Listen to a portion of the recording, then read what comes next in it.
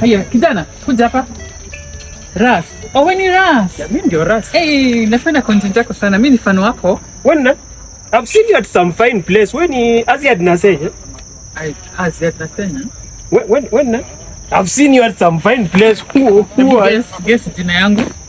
You could be Huda Monroe.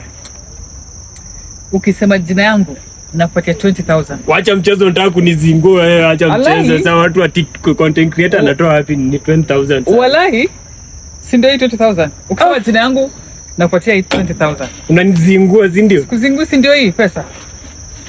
Sema jina yangu.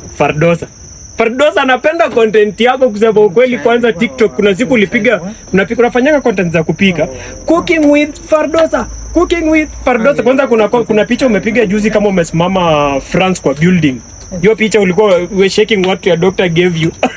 Fardosa bana. Mtoto wangu ni fan wako vibaya sana. Kwanza anapendanga ukifanya content yako fulani hapa na akikataa kula nampatianga.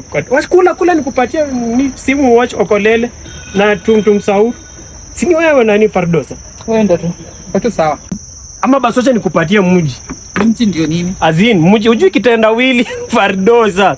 Kitendawili yani hii nakupatia mji kama nimenoa, unaenda mahali kama Kisumu, alafu unasema watoto wa Kisumu wanakuambia jibu ni. For example sasa utasema ulienda mji. Tukiwa watoto shule. Basi ulienda mji wa Kisumu, watoto wakasema jibu ni weni. Ross kwanza umeniangusha. Unijui serious? Basi nipatie tu basi za macho. Nimekwambia mpaka dona haunijui.